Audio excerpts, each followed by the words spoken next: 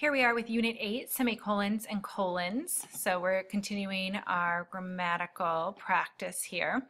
We'll start with semicolons and move on to colons. A semicolon is stronger than a comma, but weaker than a period. It is used to link two independent clauses with similar ideas, or it can be used to avoid confusion when there are too many commas in a sentence.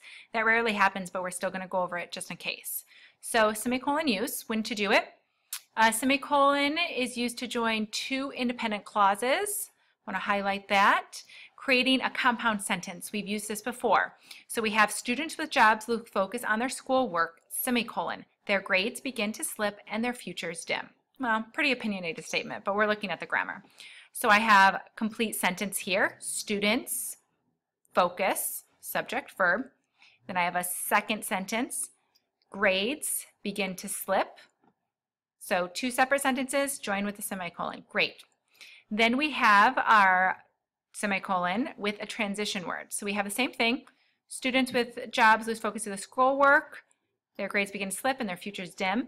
But instead of just a semicolon here, we add a transition word.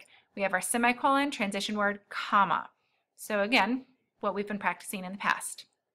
Number 3 is you probably haven't seen too often and you won't use it too often, but it's really nice to use or have in your toolbox when you need to use it. So here we have a semicolon to separate items in a series that contain commas.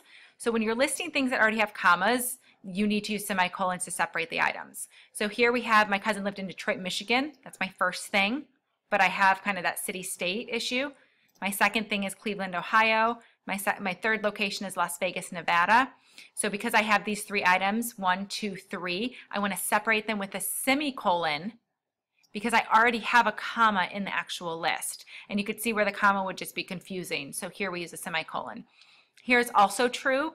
Bob hired Joe, the carpenter, so we're describing who Joe is, Larry, the mason, who Larry is, and Steve, the electrician, who Steve is. But because, again, we have 3 things, 1, 2, 3, we use a semicolon to separate those.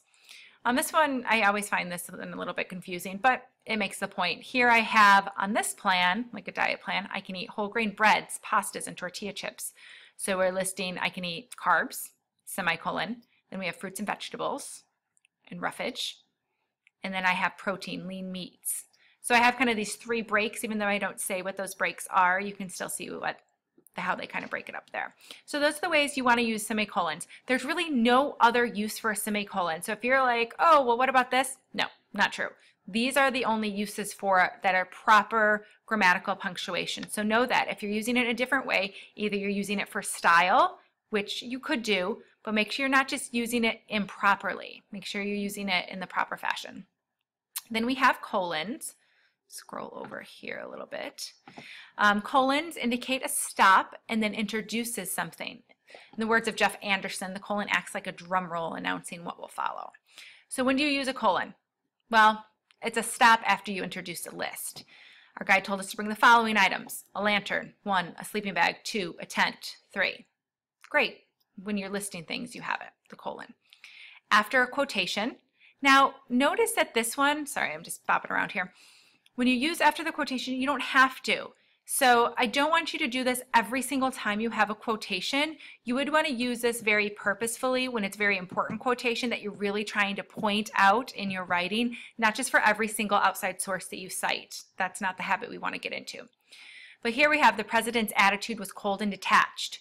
We must not let emotion interfere with our mission. See how dramatic it is? So if you want the drama, use the colon. If not, a comma will suffice, as we learned up in Unit 7.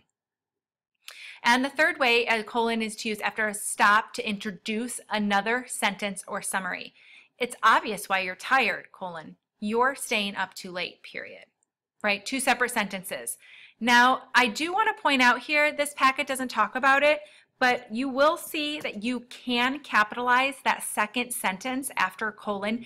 Either way is grammatically correct. I haven't found grammarians who actually agree on that, so you would want to ask your teacher on it. I don't mark it correct or incorrect either way. I feel like that's more of a stylistic choice. I personally don't capitalize it. I feel like I don't need to because it's a period and it's not a period, and so I don't need to. But if you do capitalize it, you are not incorrect. There are grammar situations to say it's okay. All right, let's practice here, and then you guys can go on. So we're supposed to insert semicolons or colons where needed in the sentence. I'd like to help you out. Unfortunately, I don't have the time. So I look, I'd like to help you out, complete sentence. I don't have the time, complete sentence, transition word. So I know that I need a semicolon right there, just like rule number 2 tells me. Number 2, the principal was made following an announcement. School will be closed at 12:30. Don't we wish? So here we have semicolon. We're announcing the quotation. Then we have Joe has worked in Austin, Texas, Tulsa, Oklahoma, Boise, Idaho. So I'm listing these 3 places. So I'd want to put in a semicolon between my 3 places. This comma as well is called an Oxford comma. We didn't talk about it in the series. I tell students to do it, but it's not absolutely necessary, but I think it's a good habit to get into. I grabbed everything I would need, and then I'm going to list something. A fishing pole, 1, bait, 2, and my water bottle, 3. Great. The writer's job is to write. The editor's job is to edit. So I have a subject, verb, 2 separate sentences, semicolon. And number 6, you failed the test for one reason. You didn't study. So here I'm using that sentence or summary. So I would put a colon there. There you go. Okay, so go ahead and practice semicolons. Semicolons will be first one, and these ones, notice the direction. It says insert commas and or semicolons. So it's asking you to do 2 things.